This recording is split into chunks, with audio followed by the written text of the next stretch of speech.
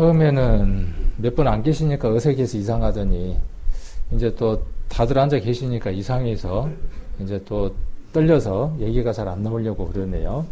그렇지만 또 말씀을 오늘 같이 한번 살펴보려고 합니다. 우리가 인터넷을 통해서도 그동안에 쭉 말씀들을 또 이어왔고 오늘도 그 말씀에 이어서 좀 살펴보려고 합니다.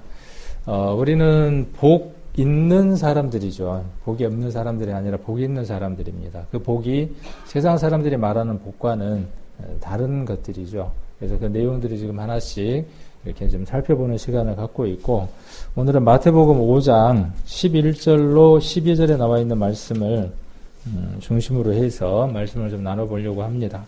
이 말씀은 많은 사람들이 설교를 하기도 하고 저도 또 한번 이 말씀을 언급하기도 했던 말씀이기도 합니다. 그래서 오늘 이 말씀을 중심으로 해서 좀 살펴보려고 합니다. 그래서 우리는 복된 사람이다 하는 내용을 한번 살펴보려고 하고, 우선은 홈페이지 얘기도 한번 좀 소개를 하려고 합니다. 홈페이지를 그 전에 있었던 그 홈페이지를 조금 손질을 했습니다. 좀 지금은 밴드를 많이 사용을 하다 보니까 홈페이지 활용이 좀 많지는 않더라고요. 어떤 걸 활용을 하든 잘 활용을 하면 되는데, 밴드가 갖고 있는 특성이 있고 홈페이지가 가지고 있는 특성이 있어서 홈페이지에 할 수 없는 일들을 밴드에서 하시면 되고, 그 다음에 밴드에서 할 수 없는 것들이 있습니다. 이제 그런 부분들은 우리 홈페이지를 활용을 해서 또 사용을 하셔야 됩니다.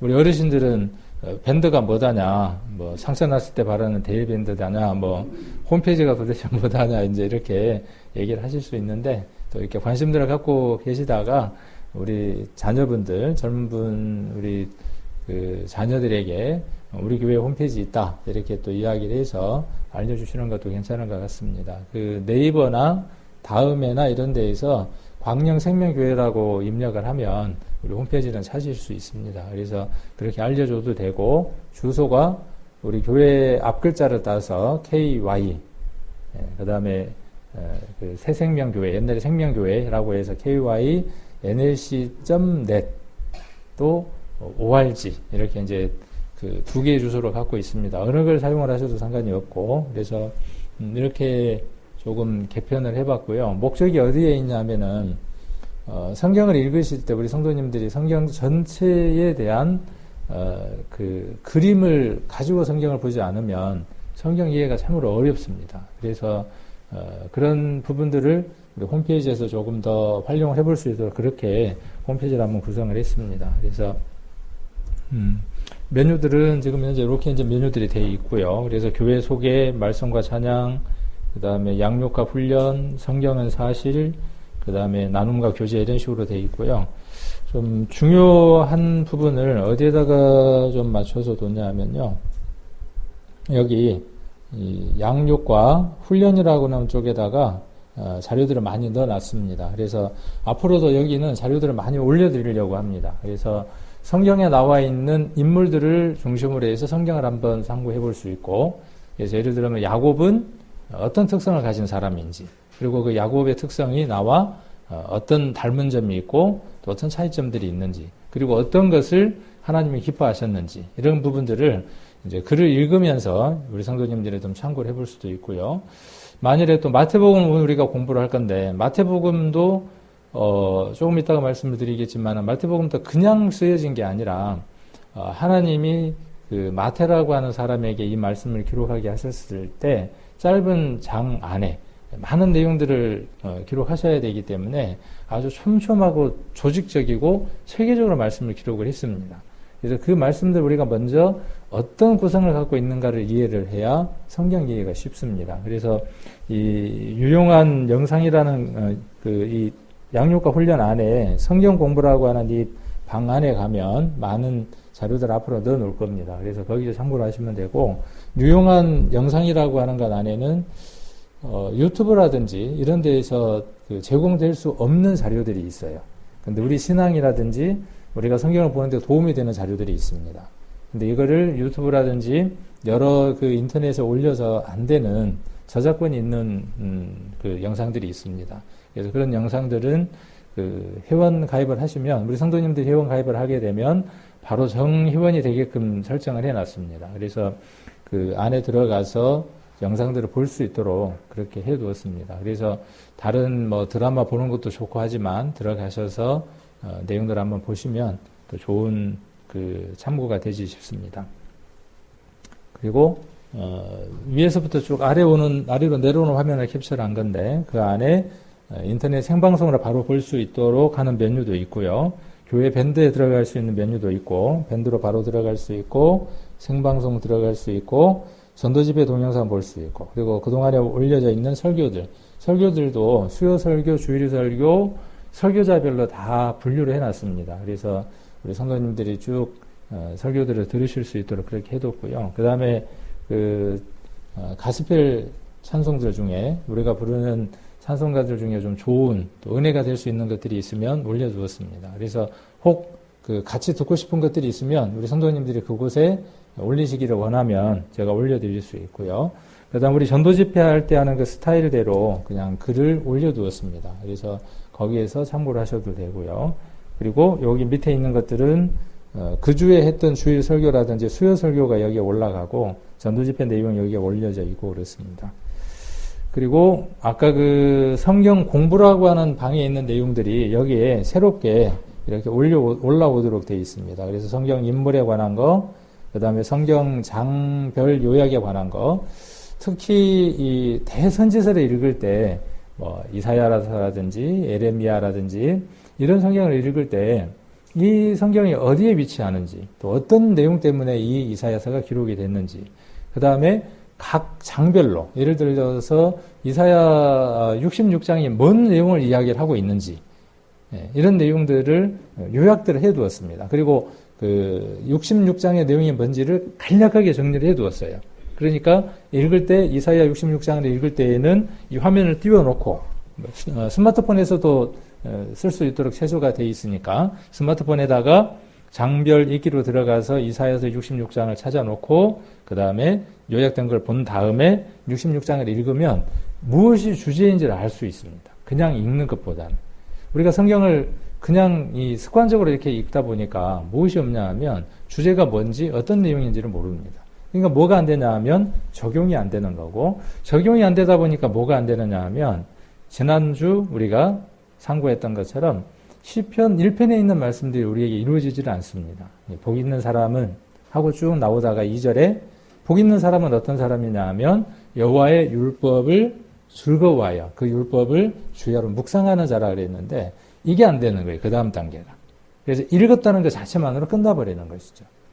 그래서 그런 것들을 도울 수 있도록 저는 성경 공부를 그동안에 이렇게 이제 해왔기 때문에 이것이 영적으로 많은 도움이 되고 또 하나님 앞에 삶을 살아가는 데 도움이 되기 때문에 우리 성도님들도 이렇게 따라가시면 좋겠다 하는 면에서 이것을 활용하려고 합니다. 그래서 뭐 한 주에 한 번이든 아니면 보름에 한 번이든 새로운 자료들을 이곳에다가 계속 올릴 수 있도록 해보려고 합니다. 그래서 이전에 홈페이지가 좀 홈페이지만 있고 잠들어 있었다 그러면 이 홈페이지를 좀 많이 활용할 수 있도록 그렇게 해보려고 합니다.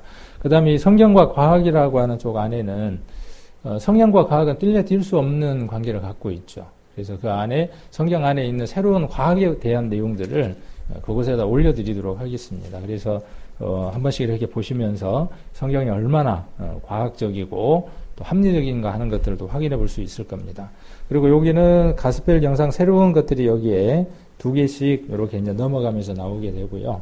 그 다음에 여기에는 우리 교회 우리 성도님들의 아름다운 장면이 있었던 것들을 사진으로 이렇게 올려놨습니다. 그래서 어떤 일들이 있었는지 궁금하시면 보셔도 되고, 그 다음 여기에도 여기 이제 아까 사진 앨범이라는 메뉴가 맨 밑에 그림으로 그렇게 나오고 여기 플리커 앨범이라고 하는 거 안에는 사진들을 한꺼번에 다 넣어두었습니다. 그리고 앞으로 계속 업데이트를 해드릴게요. 지나간 우리 교회 행사에 있었던 것들을 찍어두었는데 그것들을 여러분들이 볼 수 있도록 그 이전의 것들도 이렇게 쭉 올려서 지나간 것들을 볼 수 있는 그런 메뉴로 만들어 두었습니다. 휴대폰에서는 잘 안 되고 PC에서는 잘 되는 것 같더라고요. 그래서 이렇게 홈페이지를 많이 좀 활용을 하셔서, 그리고 여기에다가 글을 올리실 필요는 없어요. 여기는 그런 소통을 하기에는 좀 부적합해요, 홈페이지는. 그래서 어디에서 우리 성도님들은 많이 소통을 하시면 되냐 하면 밴드에서 하시면 됩니다. 그래서 밴드에 어떤 글들이 올라오면 거기에 답변들을 하셔서 서로 소통들을 많이 하시고 하면 좋을 것 같고요. 우리도 교회 안에 그 애경사, 그래서 그 누구 한 사람이 밴드에다가 책임을 지고 올린다, 이거보다는 좋은 일들, 또 힘든 일들, 이런 일들이 있을 때 누구든 소통할 수 있는 그런 자리가 밴드가 됐으면 좋겠다 싶습니다. 그리고 이제 왜 글들을 잘 못 올리느냐 하면, 올리고 나면 그 뒤에 많은 말들이 있잖아요. 그래서 좀 말도 힘들지만 글이 어려운 것 같긴 한데, 글을 누군가가 이렇게 올렸을 때, 그냥 그 단편만 보고 이렇게 불편하게 생각하기보다는 그 글들을 좀 더 우리가 긍정적인 면으로 좀 바라보고 좀 이해할 수 있는 쪽으로 해서 그 글들이 서로에게 부담이 되지 않는 그런 글들을 서로 소통하면 좋겠다는 생각이 듭니다. 앞으로 이것은 시대가 그러기 때문에 더 그런 방향들로 갈 것 같아요. 그래서 그런 이 문명의 이기들을, 도구들을 잘 이렇게 우리도 활용하고 그 속에서 우리가 서로 소통하고 그랬으면 좋겠습니다. 그래서 특히 어려운 일들, 이제 그런 일들이 있을 때 우리가 서로 그 격려의 글들을 올리고, 참 어렵더라고요, 글을 올리는 것이. 그래서 올리고 또 답을 해주고 하는 그런 부분들이 좋지 않을까 하는 생각이 들어서 이 말씀을 좀 서두에 드려봅니다. 그리고 오늘은 지난번 우리가 이제 시편 1편 말씀을 잠깐 드렸는데 묵상에 대한 얘기를 했었죠. 그러면 복 있는 사람이 어떤 사람이 복 있는 사람입니까? 우리 지지리도 복도 없다. 지난주에 그런 얘기를 했었지만은 우리 성도님들 어떻습니까? 복 있는 사람이 맞습니까? 왜 복이 있습니까? 이제 그 얘기인 거죠. 시편을 쓴 기자들이 그 글을 읽는 이유가 어디에 있느냐, 우리가. 그리고 그 글을 읽으면서 우리가 공감하게 되는 이유가 어디에 있냐 하는 걸 우리가 지금 말씀을 통해서 논하는 거죠. 복이 있습니다. 그러면 그 세상 사람들이 나는 참 복이 있는 사람이야 라고 이야기할 때 공감되는 그것과, 지금 우리가 이 교회 안에서 성도들을 만났을 때 나는 참 복이 있는 사람이야 라고 이야기했을 때 공감이 동일하다 그러면 우리는 세상 사람들과 동일한 사람이 되어지는 거죠. 우리는 세상 속에서의 어떤 얘기를 할 때 그 복이 있다고 하는 그 개념과 공감할 수 있는 그것과, 지금 우리가 이야기하는 복이 있다라고 하는 그 개념은 별개의 것이죠. 다른 것이죠. 그런데 많은 교회는, 많은 사람들은 어떻게 이해를 하느냐 하면, 하나님을 믿으면 이 세상을 사는 날 동안에 모든 것들이 긍정적이고 좋은 쪽으로 이동할 거라는 거예요. 그걸 정의해서 뭐라고 정의를 내렸냐 하면 복이라고 그들은 정의를 내리고 있는 겁니다. 그래서 하나님을 믿으니까 어떻게 됐고, 아들이 장가를 잘 갔고, 하나님을 믿으니까 우리 딸이 어떻게 됐고, 그러니까 모든 것들이 마치 도깨비 방망이처럼 되어져 버린, 왜곡되어져 버린 것들이 있죠. 그래서 우리가 시편이라든지 많은 것들을 읽어보면 복이 있다고 하는 그 이유가 무엇인지를 한번 살펴보는 거죠. 그리고 저와 여러분에게도 그러한 복들에 대해서 공감할 수 있는지, 동의할 수 있는지, 그리고 그러한 삶들이 우리에게 있는지, 만약 그렇지 않다 그러면 우리가 그들과 같든지, 세상 사람들이 말하는 그 복을 공유하는 그 가치관 속에서 동일하든지, 궁극적으로 그들과 같은 영을 가졌든지, 아니면 잠시 우리가 그들과 공유하기는 하지만 본질적으로 다를지, 이런 부분을 우리가 구분해야 될 필요가 있죠. 그리고 무엇을 위해서 살아야 할지를 결정을 해야 하는 것이죠. 구원받는 그 순간에 우리는 무언가 하나를 결정해야 합니다. 많은 사람들이 착각을 합니다. 구원은 무엇인가를 깨닫는 것으로 마무리하는 것으로 착각합니다. 혹 이곳 안에서도 여러분들이 구원이라고 하는 것을 무엇인가를 아는 것, 깨닫는 것으로 정의를 내리고 있다면요, 이제는 이 말씀을 통해서 바뀌어야 합니다. 구원은 무엇이냐 하면요, 방향을 재설정하는 겁니다.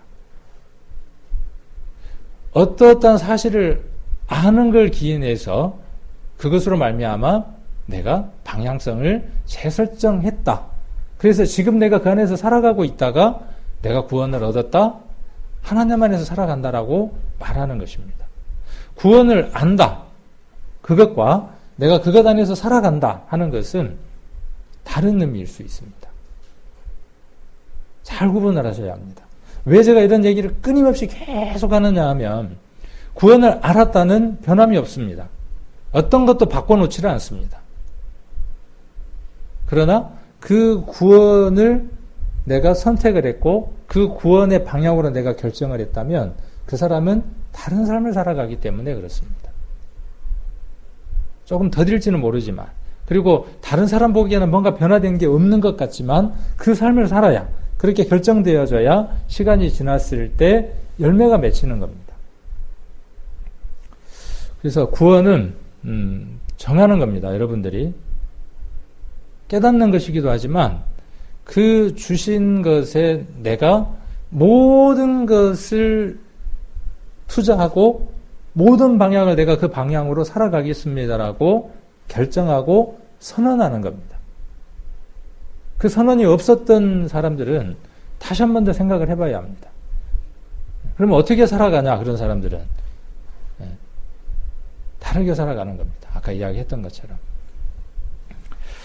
자, 그래서 그런 내용들이 어떤 것이냐면 시편에 나와 있는 내용들인데 시편 1편을 지난주에 한번 살펴봤지만 오늘 말씀과 연관이 되어져 있으니까 같이 보도록 하겠습니다. 지난번에 우리가 에레미야서를 같이 교제를 했었죠.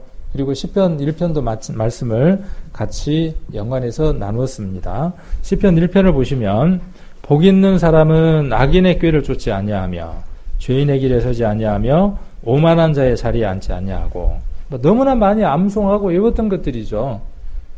근데 거기서 한 발도 못 나갔어요. 왜 그럴까요? 그것은 이 말씀이 내게 들어와서 변화할 수 있는 힘이 되어져야죠. 파워가 돼야죠. 자동차에는 엔진이 있고 그 엔진이 파워를 만들어내기 때문에 후진도 할 수도 있고 전진도 할 수도 있고 내가 원하는 방향으로 갈 수 있는 거죠. 말씀은 파워입니다. 힘입니다. 엔진이어야 됩니다. 그냥 외우는 것으로 끝나는 것이 아니라. 그래서 복 있는 사람은 어떤 사람이다? 2절에 그렇게 묵상하는 사람이다. 무엇 때문에? 1절 때문에. 자, 악인의 뭘 하지 않기 위해서 꾀를. 자, 순서대로입니다. 이게. 먼저 오는 게 뭐냐면 꾀가 먼저 오는 겁니다. 사단이 넣어주는 거니까. 그 다음 어떻게 합니까? 길입니다. 지난번에 말씀드렸죠? 꾀, 길, 자리. 네, 그게 포커스예요. 초점이에요. 꾀가 들어오니까 사단의 생각이 들어오니까 어떻게 합니까? 가룟 유다가 예수를 팔 생각을 사단이 예수를 팔 생각을 가룟 유다에게 넣었죠. 어떤 것이 들어오는 거죠. 꾀가 먼저 들어오는 거죠. 사단은 계속 넣으려고 하는 겁니다. 넣어주려고 애쓰는 겁니다. 들어오면 고개를 끄덕거리는 거죠. 그 다음 어떻게 합니까? 길. 방향성을 정하는 겁니다. 길. 방법이에요. 살아가는 패턴이에요. 방법을 정하는 겁니다. 구원받은 사람은 이게 반대 방향으로 흘러가야 하는 겁니다. 반대 방향으로. 이전에 살았던 그 길에서 떠나야 하는 거죠. 삶의 방식이 바뀌어야 하는 거죠. 방향성이 바뀌어야 하는 거죠. 자, 그 다음 이 자리라는 건 뭐죠? 더 이상 움직이지 않고 고착화되어지는 거죠. 습관화되어지는 거죠. 자리라는 그 의미가요. 그러니까 그냥 이 말씀이 이렇게 적혀져 있는 게 아니라 그런 의미들을 갖고 있다는 것을 우리는 이해할 필요가 있는 거죠. 그래서 악인의 꾀와 그 다음에 죄인의 길과 그 다음 어떤 겁니까? 오만한 자의 자리에 앉지 않는 거죠. 그러면 이걸 해낼 수 있는 힘이 누구에게 있습니까? 우리에게 있습니까? 원래는 우리에게는 없어요. 우리의 본성 안에는 없어요. 우리의 본성은 어떤 본성을 가졌습니까? 1절의 본성을 가졌어요. 악인의 꾀, 죄인의 길, 오만한 자의 자리. 이건 뭐예요? 노력 안 하셔도 돼. 이건 노력 안 해도 되는 일이에요. 그냥 어떻게 하면 돼요? 그냥 물이 흘러가듯 맡기면 되는 것들이에요. 그냥 맡기면 되는 것들입니다. 근데 우리는 뭘 알았습니까? 그 길이 1절이 아니라는 걸 아는 사람들이죠. 그리고 그 길을 떠나겠다고 선언하고 결정한 사람들이죠.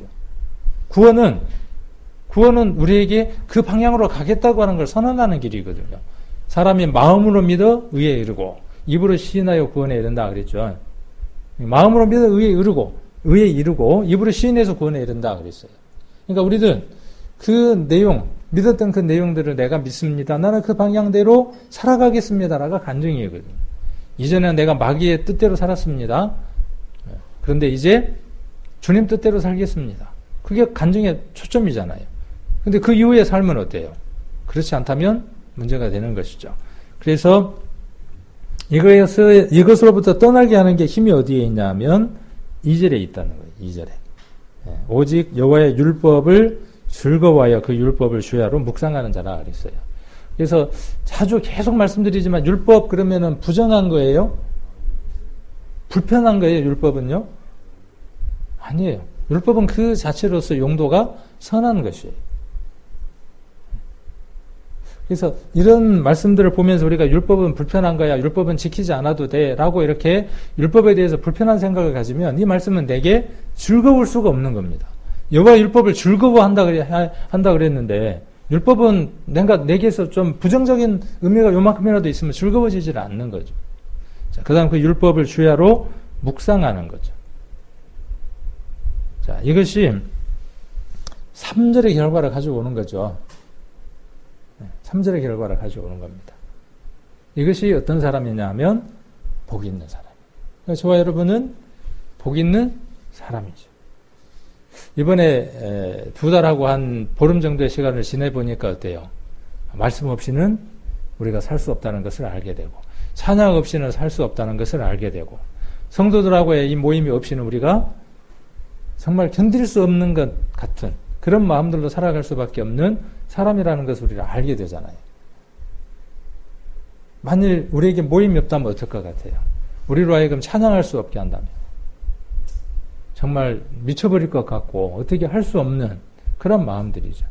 이것이 우리들 심령 안에 있기 때문에 그런 것 같아요. 그래서 복 있는 사람은 어떤 사람이냐 하면 이런 사람인 겁니다. 그래서 그 말씀이 그 사람 마음 안에 가득 채워져 있는 사람입니다. 잠언 3장을 한번 보겠습니다. 잠언 3장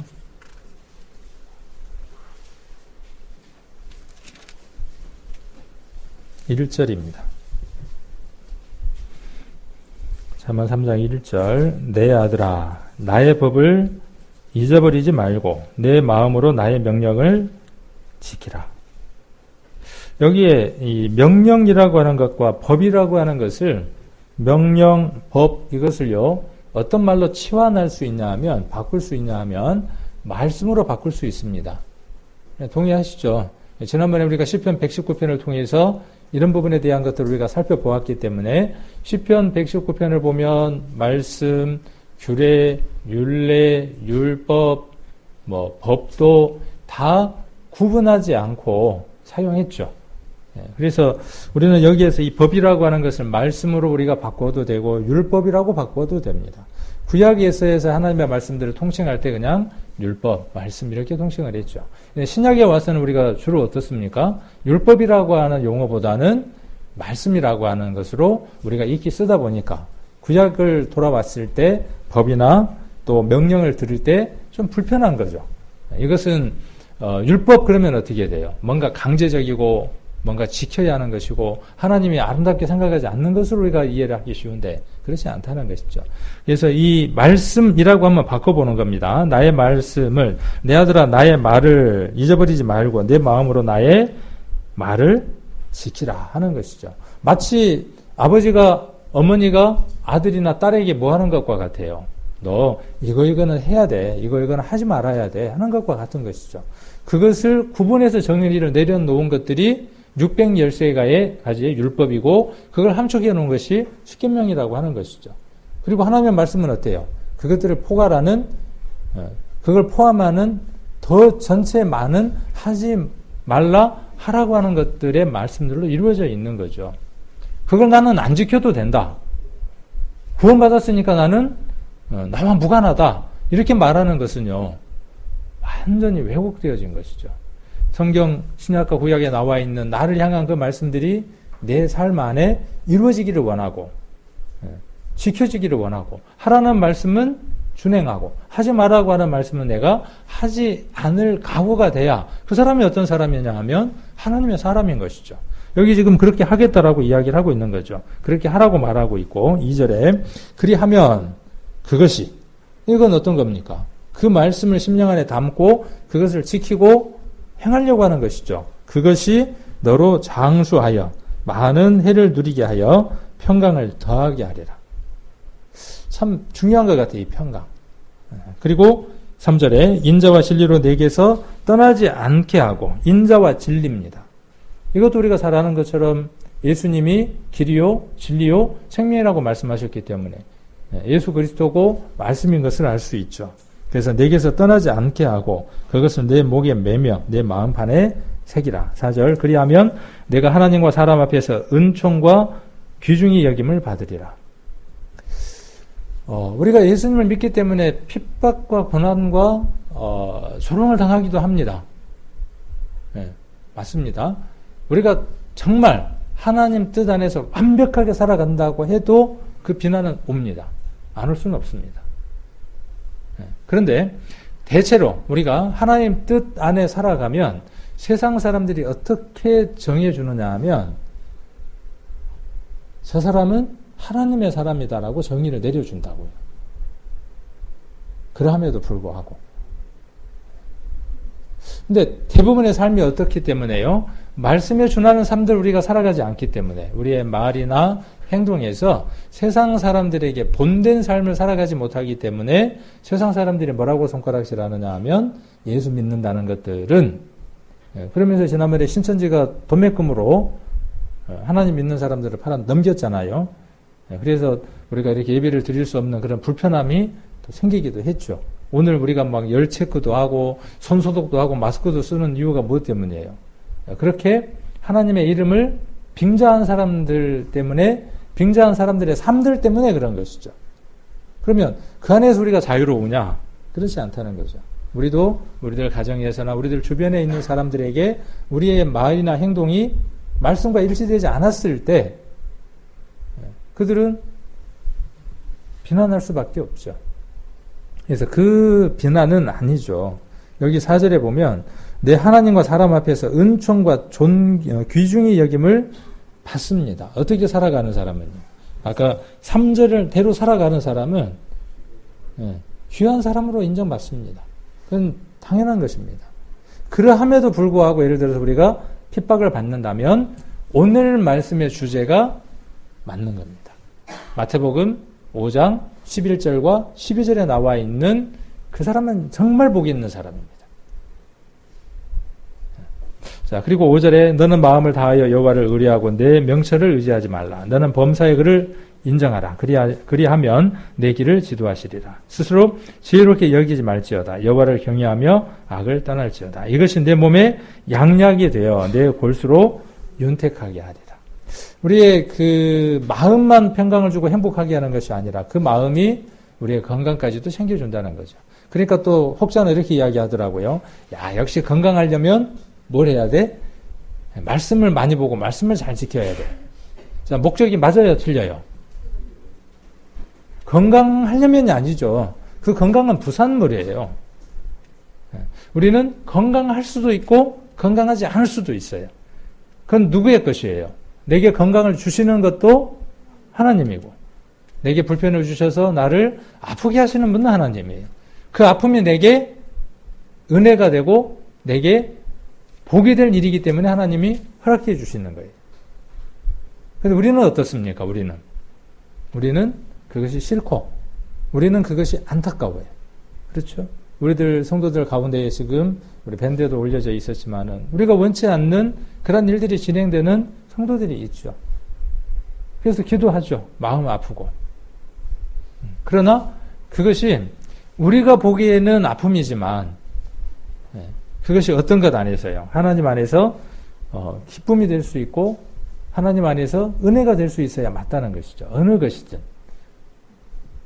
자, 그래서 건강을 지키기 위해서 내가 말씀을 부지런히 읽는다. 그건 초점이 잘못된 겁니다. 그렇죠? 내가 그 말씀 안에서 살아가기 때문에 그 부산물로서 건강이 오는 것이다. 그러면 우리가 인정을 할 수 있습니다. 그래서 우리가 복 있는 사람은 어떤 사람이냐면요. 말씀 우리들 심령 안에 가득 채워서 살아가는 사람입니다. 그리고 그 말씀대로 순종하고 지키며 살아가는 사람입니다. 그 사람은 안전한 삶을 살아가는 겁니다. 여기 안전좌석이 있죠. 근데 우리는 그 규칙상으로 이 안전거리가 지금 되지는 못해요. 최소한의 지금 거리이긴 하지만은 그걸 지키면 어떻습니까? 안전거리를 지키면. 안전거리를 지키면 안전한 거예요. 운전할 때도 마찬가지죠. 앞에 지켜야 될 거리를 지키고 운전하면 어떻습니까? 그러면 그 법은 누구를 위한 겁니까? 나를 위한 겁니다. 나와? 그죠? 먼저는 나와 누구예요? 타인이에요. 그래서 법이 만들어져 있는 것이고, 그래서 율법, 하나님의 이 성경 말씀도 누구를 위한 것이냐 하면요. 하나님을 위한 것입니까? 아니에요. 누구를 위한 것이에요. 우리가 살아가는 날 동안에 우리와 타인을 위한 겁니다. 그리고 그 모습을 누가 기뻐하시는 거죠? 하나님이 기뻐하시는 거죠. 자, 잠언 찾았으니까 16장을 한번 보겠습니다. 16장 24절. 16장 24절. 24절입니다. 선한 말은 꿀송이에 같아서 마음에 달고 뼈에 양약이 되느니라. 이 선한 말. 무엇이 선한 것입니까? 예. 우리가 지금 대하고 있는 이것이 선한 것입니다. 예. 우리가 모여서 대화를 나누지만 그 대화 가운데에 선한 말도 있고 아무런 가치 없는 말들도 있어요. 혹은 다른 사람을 해하는 말도 있어요. 그 말들이 우리는 오감을 통해서, 오감이 아니고 귀를 통해서 그 말들을 우리가 듣죠. 그리고 어디에다가 담습니까? 말을 담아둡니까? 비웁니까? 어떤 때는 말을 담아두기도 하고 말을 비워버리기도 하죠. 정말 필요한 말이고 쓸데있는 말인데 그 말을 들은 척도 안 하고 마음 안에다가 두지 않는 사람도 있고, 그 마음에 담아갖고 별로 뭐 쓸데없는 건데 그 말을 마음에 담아서 어때요? 30년, 40년, 심지어는 50년 동안 그 말을 담아두는 사람도 있습니다. 그래서 우리 어르신들 예전에 그 다른 교회에 있을 때 이렇게 신방을 가면 어르신들 만나 뵈면은 그 50년 전에 서운했던 얘기를 우리 할머니들이, 모친들이 담고 계시더라고. 그래서 저 양반이 그때 그 말을 했다고 나한테. 그래서 뭔 일만 생기면 어떻게 해요? 고장난 노공기처럼 그때로 돌아가서 뱅글뱅글 돌잖아요. 그게 뭐 때문에 그렇습니까? 그 말이, 이제 그 사람의 한 어떤 행동이나 말이 마음 가운데에 재어져 있는 거죠. 그 말은 어떻게 해야 돼요? 비워서 어떻게 해야 됩니까? 버려야 돼요. 근데 비워서 버리는 게 참 어렵잖아요. 그래서 어떻게 해야 하는 겁니까? 그걸 비울 수 있는 말씀으로 우리 안에 채워야 하는 겁니다. 바꿔 넣어야 하는 겁니다. 그건 내어놓고 바꿔 넣어야죠. 저도 말 때문에 참 많이 서운하더라고요. 우리 성도님들도 그렇죠. 제가 우리 성도님들에게 어떤 말 한마디 했을 때 우리 성도님들이 듣고 서운해요. 그렇던가요? 안 그렇던가요? 그러면 생각을 해보시는 것 같아요. 이제 듣고 서운하면 어떻게 합니까? 아이, 뭐 교회도 많은데 뭐 그러면서 어때요? 에이, 뭐 일단은 내가 다른 교회를 한번 선택해볼 때까지는 좀 쉬어야지 뭐. 자, 그 말이 들어와서 그 사람으로 하여금 어떻게 합니까? 생각을 하게 하죠. 그 시편 1편의 과정을 그대로 거쳐요, 안 거쳐요? 시편 1편 1절에 있는 그 말씀대로 가는 겁니다. 자, 그 말이 누구의 말입니까? 서운하게 하는 그 말은 선한 말이 아니죠. 그 때로는 의도적으로 그렇게 말을 하는 사람도 있고요. 말이 미운 사람이 있어, 의도적으로. 근데 어떤 사람은 의도적이지 않는 사람도 있어요. 근데 내 상황에 따라서 그 말들이 가슴 아플 때도 있어요. 그럼 어떻게 합니까? 좀처럼 해결되지도 않는 거예요. 저도 그런 것들을 품고 살아갑니다. 있습니다. 여러분들은 어떨까요? 꼭 교회 어떤 분들은 아니지만은 그게 자녀일 수도 있고 부모일 수도 있고 남편일 수도 있고 아내일 수도 있죠. 또 회사에서 누군가일 수도 있어요. 그거 속에서 어떻습니까? 미친 듯한 마음을 품고 살아가는 거죠. 그래서 예전에도 제가 그 얘기를 했지만 미움이라는 것은 어떤 것과 같다고 제가 말씀을 드렸는지 기억나시나요? 미움이 어떤 것인가 한번 말씀드렸는데 기억나시나요? 미움은요, 선민형제가 싫은데, 선민형제가 싫은데, 독약을 누가 먹는 거냐면 내가 먹는 게 미움이랍니다. 저놈 정말 미워. 죄송합니다. 저 사람 정말 미워. 그러니까 어떻게 하는 거야? 독약을 내가 먹고 어떻게 하기를 원하는 거죠? 죽기를 바라는 거예요. 그걸 뭐라고 누군가가 표현했냐 하면 미움이라고 표현을 했습니다. 그러니까 미움은 내게 도움이 되는 거예요, 안 되는 거예요? 하나도 도움이 안 돼요. 근데 그 미움이라는 게 왜 왔어요? 어떤 외부의 자극들로 인해서 왔다는 거예요. 자, 이 사람 복 있는 사람이에요? 안타까운 사람이에요? 안타까운 사람. 그럼 그걸 바꾸는 건 그 사람이 와서 사과하면 바뀔까요? 수도 있어요. 바뀔 수도 있어요. 근데 제 경험으로는 사과하지 않아도 괜찮아요. 그 사람이 와서 사과하지 않아도 괜찮아요. 자, 이거 원리예요. 그러니까 여러분들의 삶들 안에서 이게 적용되어져야 돼요. 그런 누군가를 향한 그런 마음들이 있어서 내가 지금 쥐약을 먹고 지금 있는데 미움이라는 마음이 들면 여러분들은 어떻게 생각하시면 되냐 하면 내가 쥐약 먹었구나 생각하시면 되는 거예요. 내가 죽고 있는 거예요. 그럼 그걸 어떻게 해야 돼요? 계속 먹고 있으면서 머금고 있으면서 해결하려고는 안 하는 거죠. 그러면 그 해결의 방법이 그 사람이 와서 해결하면 물론 된다고요. 돼. 근데 그거보다 더 바람직하고 좋은 것은 무엇이냐 하면 오늘 아까 말씀에 기록되어 있는 것처럼 16장 24절에 기록되어 있는 것처럼 선한 말을 마음 안에 담는 겁니다. 그래 사람은 어쩔 수 없어. 나도 자주 다른 사람의 마음을 아프게 할 때가 많아. 내가 그거 돌려서 받은 거야. 부메랑 얘기 한번 했잖아요. 돌려서 날리면 돌아오는 거잖아요. 미움도 돌아오고 좋은 것도 돌아오는데 꼭 그 사람에게서 돌아오지만은 않는다 그랬죠. 내가 그 사람에게 잘했는데도 불구하고 그 사람이 내게 미움의 상처를 줄 때에 내가 언젠가 누군가의 미움의 상처를 주었기 때문이라고 말씀을 드렸잖아요.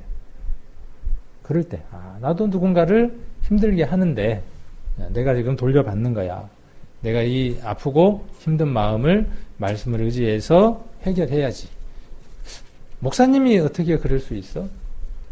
우리 전도사님이 어떻게 그럴 수 있어? 우리 그 자매가 나한테 어떻게 그럴 수가 있어? 이거 예방주사 맞는 겁니다, 지금요. 코로나19는 치료제도 없고 백신도 없어요. 근데 사단이 주는 그 바이러스도요, 방법이 똑같아요, 패턴이. 근데 이길 수 있는 약은 있어요. 그 사단이 주는 바이러스에 감염되면 여러 가지 증상들이 나타나는데 그 중에 미움이 있는 거잖아요.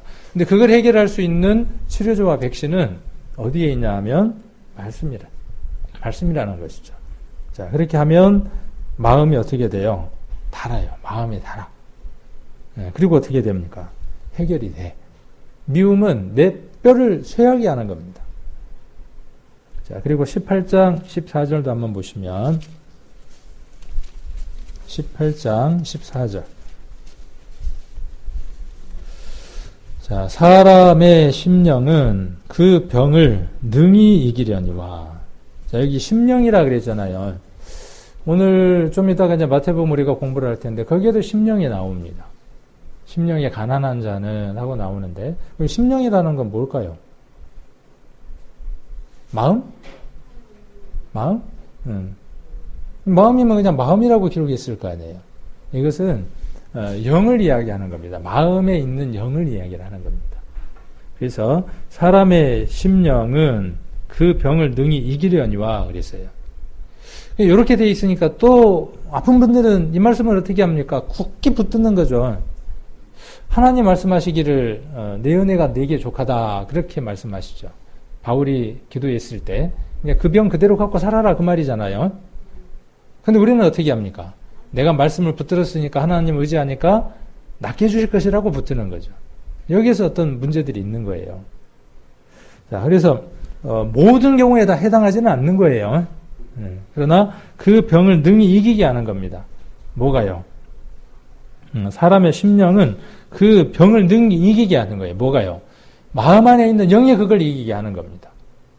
자, 심령이 상하면 그것을 누가 일으키겠느냐 그랬어요. 일으킬 수 있다 없다. 자, 둘로 나왔어요. 없다 있다로 나왔어요. 자, 없다도 답이 될 수 있어요. 있다도 답이 될 수 있어요. 없다는 뭐냐 하면 사람으로서는 능히 해결할 수 없어요. 그렇죠. 사람으로서는 심령의 상에 있는 그것 절대로 일으킬 수 없습니다. 해결할 수 없습니다. 자, 그런데 이 성경을 기록한 이유는 어디에 있는 거예요? 그러나 일으켜 주시는 분이 있다. 무엇이? 말씀이 그렇게 한다 그 말입니다. 하나님이 그렇게 하신다 그 말이에요. 하나님 지금 오셔갖고 기속에다가 대고 아프지 말아라. 힘들지 말아라. 이렇게 위로하신다고요? 아니, 그렇게 안 하신다고. 여러분 힘들고 고통스럽고 괴로우면 뭘 열어야 합니까? 성경을 열어야죠. 그렇죠? 성경을 열어서 어떻게 해야 됩니까? 성경을 읽어야 그 말씀 속에서 내게 향하신 하나님의 말씀을 이해하고 받아들일 수 있는 거죠. 그래야 어떻게 해요? 심령이 치료가 되든지 말든지 하죠. 그래야 일어나든지 말든지 하죠. 세상 사람은 많이들 하더라고, 지금 이걸 많이 해요. 세상의 모든 초점들이 어디에 있냐면 여기에 있어요. TV 프로들 보실 때 보면 여러 프로들이 있잖아요. 요즘 보면 음식 프로도 있고 재밌는 것 너무 많더라고요. 그런데 한쪽 채널들을 보면 뭐에 대한 것들이 많이 나오냐 하면 심령에 관계된 것들, 사람에 관계된 것들이 많이 나옵니다. 그리고 이제 사회복지라든지 이런 것들이 지금 앞으로 더 발달되겠죠, 우리나라는. 그러면서 나오는 얘기가 뭐냐 하면 이 관계에 관한 얘기예요. 관계에 대한 얘기들. 그래서 이런 걸 풀 수 있는 것은요, 심리학이 풀어주느냐, 사회복지가 풀어주느냐, 못 풉니다.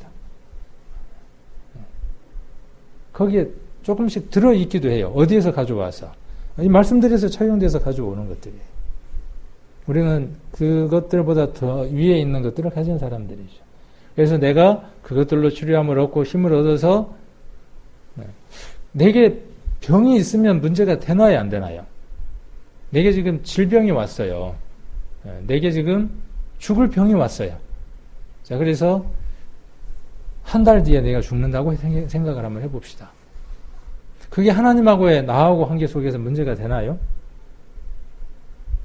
그런데 예방조사를 맞지 않으면, 말씀 속에서 우리가 채워져서 복 있는 사람이 되어져 있지 않으면, 우리의 근원들이 확실하게 뿌리가 깊이 내려져 있지 않으면 그 외부적인 조건들이 어떻게 되어지느냐 하면 하나님하고의 관계 속에서 문제를 일으키기 시작을 합니다. 내게 왜 이런 일이? 그런데 우리가 말씀을 잘 살펴보면 질병이라고 하는 것은 어때요? 불가항력이잖아요. 세상을 살아가는 날 동안에. 왜요? 아담과 하와가 하나님을 떠난 것이기 때문에 불가항력적인 거예요. 믿으니까 없는 겁니까? 믿으니까 건강하게 살아가는 겁니까? 아닙니다. 믿어도 오는 것이고 오지 않을 수도 있고 120세가 돼가지고 죽을 때까지 치매 안 걸리고 건강하게 잘 살다가 죽을 수도 있고, 그럼 그게 복입니까? 복일 수도 있어요. 그 사람 안에서. 그건 누구만의 관계예요. 그 사람과 하나님의 관계 속에서만 이야기할 수 있는 거예요. 나이가 30밖에 되지 않았는데 극한 질병 속에서 고통스럽게 살다가 죽었어요. 그럼 그게 불행한 겁니까? 우리 눈에는 불행한 거예요. 우리는 불행하다고 정의를 내리는 겁니다. 일반화하는 겁니다. 그러니까 아프면 어때요? 질병이 있으면 나는 뭔가 지금 불행하다는 거예요. 나는 뭔가 지금 채워져야 될 것들이 채워지지 않고 있다고 생각하는 거예요. 자, 그 정의는 누구의 정의라고요? 세상 사람들의 정의라고. 말씀 속에서는 어떻다고요? 아니라고. 그것이 나와 하나님하고의 관계를 더 돈독하게 하는 것이다. 그러면 복 있는 것이다. 그가 30세 되던 해의 고통 가운데 세상을 떠났다고 할지라도 그 속에서 하나님의 관계가 친밀하고 가까웠고 귀한 삶을 살다가, 여기에서 초점 하나가 있습니다. 초점 하나가 뭐냐 하면 열매입니다. 그 속에서 30년을 살다가 고통 가운데 살다가 죽는 그 속에서 열매가 있으면 귀한 겁니다. 그렇잖아요.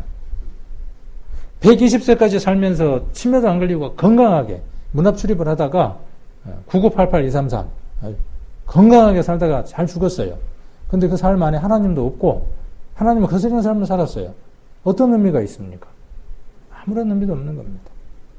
그래서 우리의 생각들이 바뀌어야 돼요. 아프면 낫게 해달라고 하는 것이 아니라 그 가운데에서도 하나님을 섬기며 살아가는 겁니다. 내게 무릎이 관절이 지금 아파서 일어설 수 없을 만큼 힘듭니까? 그 속에서도 어떻게 하는 겁니까? 그건 어쩔 수 없는 거예요. 불가항력적인 거예요. 그것을 해결하려고 하는 것이 우리가 살아가는 삶 속에서 답이 아니라는 것이죠. 근데 그리스도인들도 어때요? 그 문제를 해결하기를 원한다는 거예요. 그게 해결이 되면 하나님이 나를 사랑하시는 거고, 그걸 계속 내게 주시면 하나님은 내게 고난을 주시는 분이라고 생각을 하는 겁니다. 자, 그래서 18장 14절에 기록되어 있는 것처럼 심령이 상하면 답이 없는 거예요. 심령이 상하면. 내 육신이 어떠하냐가 중요한 게 아니라 내 심령을 어떻게 상한 것에서 건강한 것으로 돌려놓느냐예요. 그러면 육신이 병들어도 괜찮아요. 그 속에서 하나님의 일들을 해나가면 되니까. 아파서 내가 병원에 들어누워 있습니까? 그 안에서 할 일이 있어요. 그곳에 하나님 보내셨으니까. 이전에 말기로 병원에 입원해 있다가 돌아가신 성도님이 한 분 계셨는데, 옛날에 호스피스, 성갈로 호스피스 병동에 입원했던 집사님인데, 그분이 그 병원에, 호스피스 병동에 들어가기 전에 전도했던 사람의 수보다 한 2, 3개월 계시다가 돌아가신 걸로 알아요. 근데 그 2, 3개월 동안에 전도해서 구원받게 한 사람의 수가 훨씬 더 많습니다. 혹시 김한채 집사님이라고 기억하시는 분 계시는가 모르겠어요. 순천의 집사님인데. 그러니까 그분에게는요, 이 질병 때문에 마음이 상한 게 아니라 그 질병이 오히려 그 마음을 달게 만들었어요. 너 얼마 후에 죽는다고 하는 그 의사의 선언이 그 사람 마음을 어떻게 하게 했다고요? 더 달게 만들었다고요. 그래서 어떻게 했습니까? 더 많은 사람을 살려냈다고요. 근데 교회 숫자는 안 늘었어. 그분이 그 병실에 입원해 있으면서 전도를 했는데 순천교회 성도는 한 명도 안 늘어났다니까요. 왜요? 구원받고 나서 3일 뒤에 돌아가신 분도 있고, 구원받고 나서 일주일 후에 돌아가신 분도 있고. 우리의 방법하고는 다르잖아요. 네. 저는 그렇습니다. 우리 교회가 작지만요, 여러분들이 그런 일들을 하셔야 하는 겁니다. 저와 여러분이 각각의 그곳에서 교회에 와서 복음을 들어봐라가 아니라 여러분들이 복음을 이야기할 수 있는 사람들이 돼야죠. 그래서 자기가 복음을 전하고 안 되면 어떻게 하느냐 하면 우리 목사님 한번 모셔볼 테니까 들어보세요. 그래서 가서 전도하고 많은 사람들이 구원받고, 우리는 기억도 못하는 사람들이에요. 얼굴도 한 번도 못 본 분들입니다. 그러나 그가 어디에 지금 가 있다는 거 우리는 알죠. 네가 오늘 나와 함께 낙원에 있으리라고 하는 그 약속의 말씀대로 그분들은 거기서 만날 겁니다. 그러면 그분의 삶이 불행했습니까? 그분의 삶은 복 있는 삶이었습니다. 여러분에게 모든 게 다 주어져 있습니다. 그 안에서 여러분들은 어떻게 살아가야 맞는 거냐 하면 그 일을 위해서 살아가야 맞는 겁니다. 그러면 내게 이 일을 할 수 있는 모든 조건이 사라졌어요. 그래서 내가 전혀 다른 환경 가운데 있어요. 그럼 거기서도 뭐 하면 되는 겁니까? 그 일을 하면 되는 겁니다. 그 일을. 교회는 왜 오는 거죠? 그 일을 하다가 지치면 힘을 얻기 위해서. 또 그 일들을 우리가 서로 기도하고 협력하기 위해서. 자, 이것이 어떤 거냐 하면 복이 있는 겁니다. 이것이 여호와의 율법을 즐거워하여 주야로 묵상하는 복 있는 사람의 모습입니다. 질병 가운데 있으면 우리가 기도해야죠. 또 기도해드려야죠. 위로해야죠. 그러나 무엇이 먼저 회복이 돼야 된다는 것 우리가 이해를 해야 됩니까? 예방주사 맞아야 되죠. 여기 잠언 18장 24절에 기록되어 있는 것처럼 그것으로 인해서 내 마음이 상하지 않도록 해야 한다는 거예요. 상하면 어떻게 돼요? 넘어지는 거예요. 구원받은 그리스도인들도요, 질병이 오면 죽음이 딱 눈앞에 맞닥뜨리면요, 기겁하는 겁니다. 앞서간 믿음의 성도들이 둘 중에 하나였죠. 그렇게 담대하게 대하면서 복음을 전하고 씨앗을 심었던 사람과 그것에 그냥 져버리고 그것 속에서 살아가는, 그래서 그 속에서 아무것도 할 수 없었던 사람과 둘 중에 하나로 나뉘는 겁니다. 여러분들도 그 상황이 오면 둘 중에 하나로 살아가야 하는 거죠. 그 힘은 어디에 있느냐 하면 말씀에 있고, 그 말씀 속에서 여러분이 그렇게 살아가신다면 여러분은 복 있는 사람인 겁니다. 오늘 마태복음 5장으로 한번 가보겠습니다. 마태복음 5장 3절부터 오늘 본문의 말씀이죠.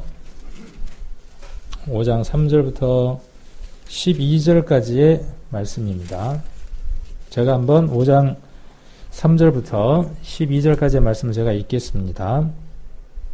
심령이 가난한 자는 복이 있나니 천국이 저희 것이며 애통하는 자는 복이 있나니 저희가 위로를 받을 것이며 온유한 자는 복이 있나니 저희가 땅을 기업으로 받을 것이며 의에 줄이고 목마른 자는 복이 있나니 저희가 배부를 것이며 긍휼히 여기는 자는 복이 있나니 저희가 긍휼히 여김을 받을 것이며 마음이 청결한 자는 복이 있나니 저희가 하나님을 볼 것이며 화평케 하는 자는 복이 있나니 저희가 하나님의 아들이라 일컬음을 받을 것이며 의를 위하여 핍박을 받는 자는 복이 있나니 천국이 저희 것임이라.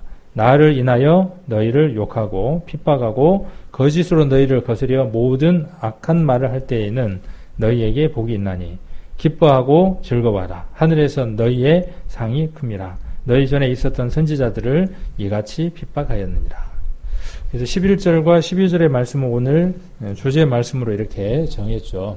그래서 우리는 복된 자들이다 하는 주제를 갖고 이야기를 하는데, 지난번에도 제가 그 말씀을 드렸지만 그 어순이 말을 할 때의 그 순서가 우리는 중요한 얘기를 어디에다가 두죠? 뭐 사람마다 각각 다르긴 하지만 대체로 중요한 그 얘기를 뒤에다가 두죠. 그래서 한국말은 끝까지 들어봐야 된다 이렇게 이야기를 하고, 뭐 다른 나라 말들은 다는 모르겠지만 중요한 얘기를 어디에다가 하느냐 하면 앞에다가 둡니다. 성경도 마찬가지입니다. 성경도 중요한 얘기가 문장의 앞부분에 있습니다. 항상 앞부분에 나열이 되기 때문에 성경을 보실 때에도 그렇게 이해를 하면 좋겠죠. 근데 그런 것들이 얼른 안 들어오니까 우리가 이런 교재들이 또 있겠죠. 그리고 이런 것들을 통해서 우리가 성경을 보는 눈들이 넓어지게 되면 우리 성도님들이 성경을 더 마음에 달게 받을 수 있는 도구들이 되겠죠. 자, 그래서 이 말씀을 조금 다른 그 번역본들이나 그런 것들을 통해서 한번 살펴보려고 합니다. 그래서 여기 보시면 11절, 12절을 보시면 우리가 보는 성경에는 나를 인하여라고 하는 말이 앞으로 와 있고요. 그 다음에 히브리어 원문에는 너희는 복된 이들이다 라는 말이 앞으로 와 있습니다. 히브리어 원문을 직역에 가깝게 한번 번역을 해본 겁니다.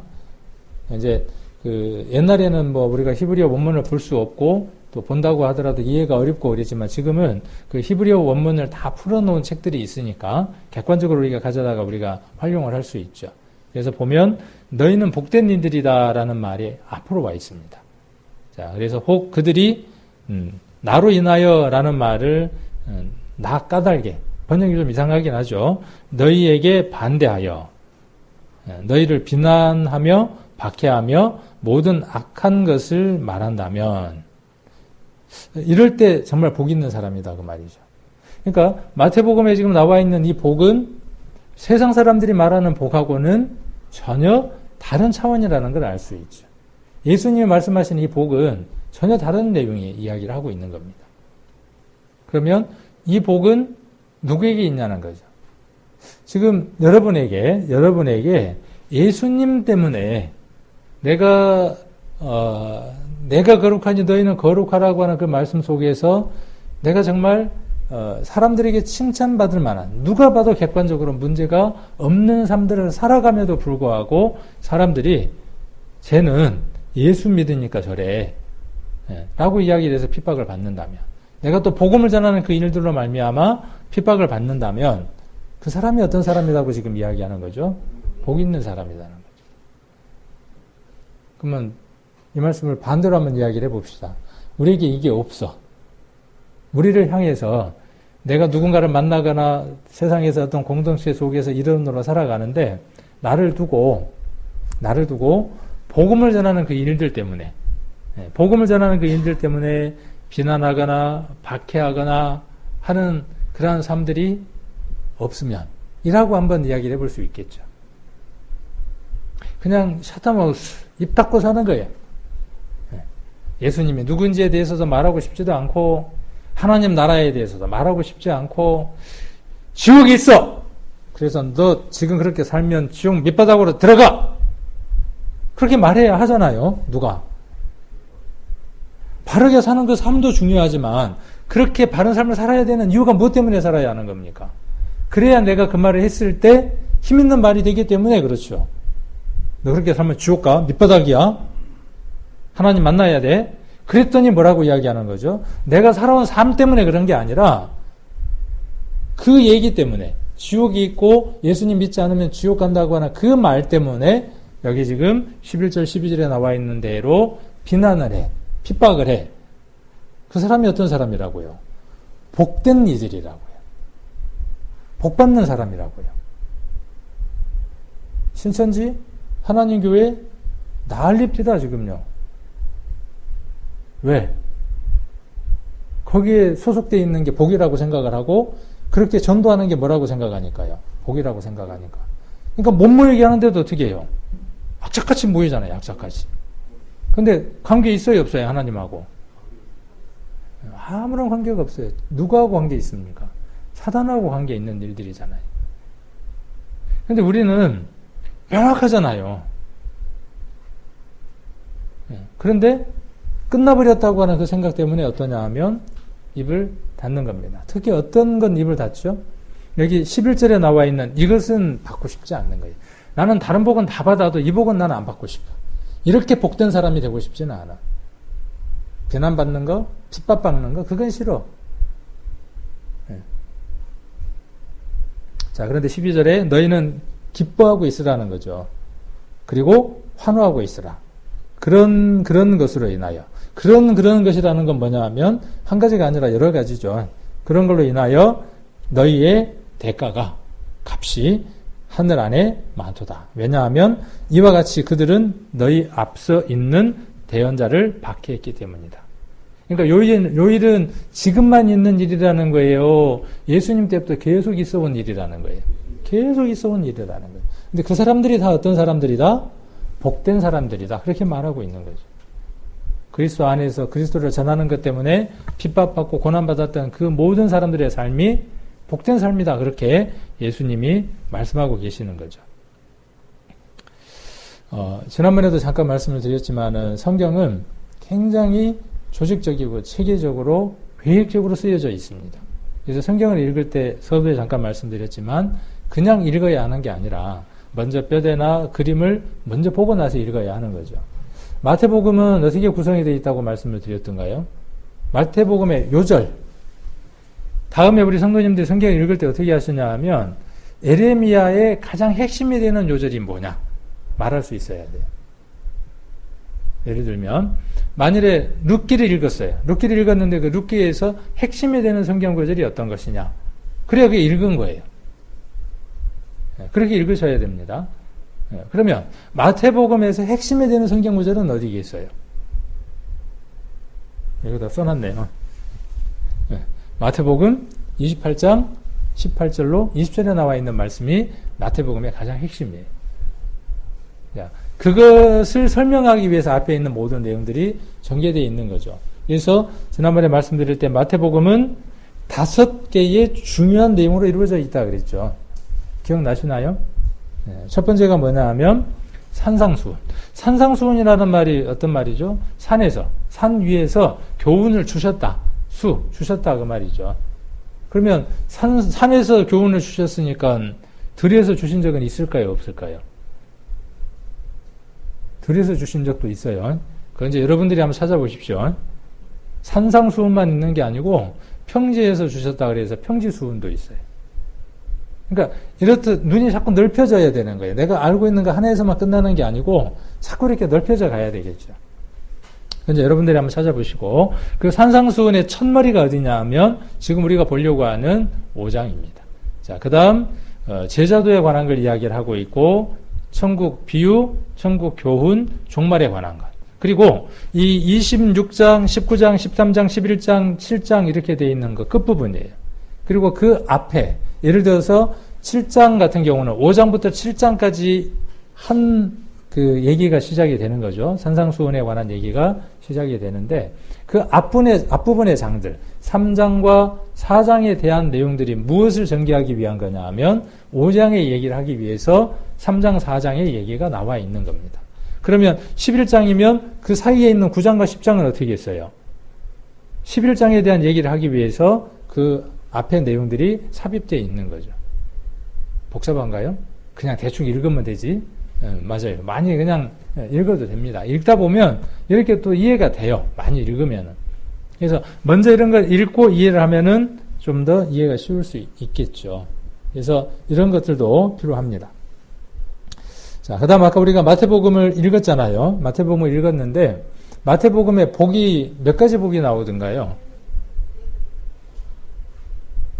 자, 마태복음에 복 있는 자는 이라는 말이 몇 번 나오던가요? 아까 읽었는데. 그러니까 이렇게 밑줄 한번 치면서 읽어야 돼요. 자, 몇 번 나오던가요? 7번? 8번? 9번? 근데 그 교회라든지 뭐 다른 데서 보면은 뭐라고 이야기를 해요? 팔복이라 그래요, 팔복. 뭐, 팔복이든 구복이든 관계는 없습니다. 그러나 중요한 것은 뭐냐 하면 이 짜임새가 어떻게 되어져 있는가를 이해할 필요가 있습니다. 그래서 여기는 9개의 복이 있다는 얘기로 전개가 됩니다. 그래서 9개인데 그 9개가 셋으로 나눠져서 구성이 되어 있습니다. 그래서 이런 그 구조들을 연구하고 공부하신 분들이 있어요. 그래서 그분들이 연구에서 거기에다 이름들을 붙여놨는데 뭐 삼중구조라고 이야기하기도 하고 삼각구조라고 이야기하기도 하고 중요한 얘기를 3번 반복하는 거예요. 중요한 얘기를 다른 단어를 써서 3번 반복을 하는 거죠. 그러면 어떻게 되냐 하면 강조점이 강조가 되어지겠죠. 성경을 읽을 때에 어떠한 내용들을 이야기하기 위해서 다른 얘기가 3번 반복이 된다 그러면 중요한 얘기를 하고 있는 거죠. 내 아들 독자 이삭. 그랬죠? 내 아들 독자 이삭 이렇게 되면 어떻게 돼요? 똑같은 사람인데, 그렇죠? 똑같은 사람인데 아들이고 이삭이고 독자잖아요. 근데 이삭이 독자예요, 독자가 아니에요? 독자 아니에요. 그러면 독자라고 이야기한 데에 뭐가 있는 거예요? 중요한 내용이 있는 거예요. 그런 것처럼 성경은 그렇게 그냥 쓰여진 게 아니라 이렇게 짜임새를 갖고 있다는 거죠. 근데 지금 제가 이야기하고 있는 것은 삼각형 형태를 이루는 겁니다. 그래서 이것을 삼각구조라고 이야기를 해요. 그래서 한 부분은 나와 하나님하고의 관계에 대해서 이야기를 하고 한 부분은 나와 타인하고의 관계에 대한 이야기를 합니다. 또 한 부분은 뭐냐 하면 자기 자신에 관한 겁니다. 그래서 3부분에 대한 내용들로 내용을 나눌 수 있도록 구성이 되어 있습니다. 그렇게 하는 이유는 무엇 때문이냐 하면 그 내용이 복이 있는 것이 중요하기 때문에 강조를 하고 있는 것이죠. 그래서 한번 살펴보면 이렇게 살펴볼 수 있습니다. 성경에 나와 있는 거하고는 뒤로 나가게 되는데, 자, 뒷부분에, 이제 앞에서부터 한번 이야기를 해보는 겁니다. 자기 자신에 관한 것은, 5장을 한번 가볼까요? 5장 3절을 보시면, 심령이 가난한 자, 애통한 자, 온유한 자까지 3절, 4절, 5절이 뭐냐 하면, 무엇에 관한 거냐 하면, 자기 자신에 관한 복입니다. 그러니까 복이 있네, 9개의 복이 있네, 그 복이 어떤 복이지? 이렇게 이해를 하는 것과 이 복이 내게 있어서 내 자신에게 있어야 하는 복은 어떤 것인가? 그 다음에 다른 사람과 관계 속에서 내가 있어야 하는 복이 어떤 것인가? 그 다음 하나님과 관계 속에서 내가 어떠한 복들이 있어야 되는가 하는 것들을 살펴보는 것이 이 5장을 이해할 때 중요한 초점이 된다는 거죠. 그래서 오늘은 자기 자신을 향한 것, 타인을 향한 것, 하나님을 향한 것에 대한 것들 개념만 한번 정리를 하고 다음 주에 또 이어서 이 내용들을 한번 설명을 해보도록 하고 성경 안에는 이런 구조들이 많이 나옵니다. 이렇게 3가지의 삼각구조를 이룬 형태의 말씀들이 많이 나오는데 다음 주에는 이렇게 나오는 말씀들을 예를 들어서 몇 가지 것들을 더 살펴보려고 합니다. 그래서 자기 자신을 향한 건 3가지. 요거 한번 여러분들이 이제 집에서 한번 살펴보실 수 있겠죠. 내게 있어서 복이 있어야 되는 것들은 어떤 것일까? 하는 것들을 한번 이 말씀들을 한 주간 참고를 해보실 수 있겠죠. 자, 그 다음 2번째가 뭐냐 하면 타인입니다. 다른 사람을 향한 복이에요. 내가 타인을 향해서 이렇게 살아갈 때 복이 있는 거예요. 만약 그렇지 않다 그러면 복이 없는 거죠. 예, 불행한 거죠. 그래서 6절에 보시면 의에 줄이고 목마른 자, 긍휼이 있는 자. 그러면 내가 다른 사람을 향해서 뭐가 있어야 된다는 거예요. 긍휼이 있어야 복이 있는 거예요. 긍휼 그러니까 내게 긍휼이 없으면 복이 있고 없고 이렇게 기준을 나누는 게 아니라 이 긍휼이 내가 다른 사람에게 그 긍휼이 얼만큼 있느냐는 거예요. 자, 그다음 8절에 보시면 7절은 긍휼, 8절은 마음이 청결한 자 이렇게 돼 있죠. 그러면 어떤 게 마음이 청결한 거냐 그 말이에요. 아까 이제 그 5장 3절에서는 마음이 가난한 자라 그랬잖아요. 그럼 마음의 가난한 상태가 어떤 상태인가? 내가 내 자신을 향해서 내가 지금 가난한 게 복이 있다 그랬는데 나는 정말 가난한 상태인가? 이걸 돌아봐야 하는 게 뭐죠? 이 말씀을 봐야 하는 주된 요지가 되어지는 거죠. 자, 그 다음 9절부터는 뭐에 대한 게 되겠죠? 그러니까 셋씩 나눠지는 거죠.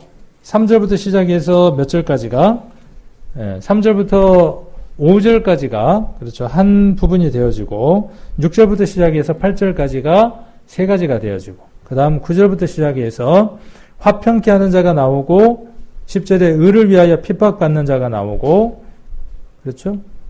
8, 9, 10 이렇게 세 개가 이 타인을 향한 거죠. 맞죠? 그 다음에 세 번째가 아니죠. 제가 지금 다시 정리를 해드릴게요. 자, 3절에 심령이 가난한 자, 애통한 자, 5절에 온유한 자, 세 개죠. 6절에 의에 줄이고 목마른 자, 긍휼히 여기는 자, 마음이 청결한 자, 8절까지가 타인을 향한 것, 대타적인 것. 그 다음에 9절부터죠. 9절, 10절, 11절, 12절이 대신 하나님을 향한 거예요. 내가 하나님을 향해서 어떠한 상태로 지금 살아가고 있느냐에 관한 것이 9, 10, 11이 되어지겠죠. 그래서 화평케 하는 자, 의를 위하여 핍박을 받는 자, 그 다음 11절에 나를 인하여 비난을 당하고 핍박을 당하는 자가 11절, 12절이 되어지겠죠. 그래서 이렇게 복 있는 거에 대한 내용들을 다음 주에 이 내용들은 좀 더 자세히 한번 나눠보는 시간을 갖도록 하겠습니다. 그래서 한번 이번 주간에는 예레미야 17장에 나와 있는 복 있는 사람, 시편 1편에 있는 복 있는 사람, 또 마태복음 5장에 나와 있는 이 복 있는 사람에 대해서 쭉 한번 묵상을 해보시고, 그러면 내가 정말 어떤 걸 기준으로 복으로 삼고 있는지, 그리고 나는 지금 그 복을 받는 그 삶 가운데 있는지, 그 복 받을 것들을 위해서 내가 살아가고 있는지를 한번 돌아보신다면 다음 주에 이 말씀을 나눌 때 좀 더 이해하는 데 도움이 되지 않을까 하는 생각을 해봅니다.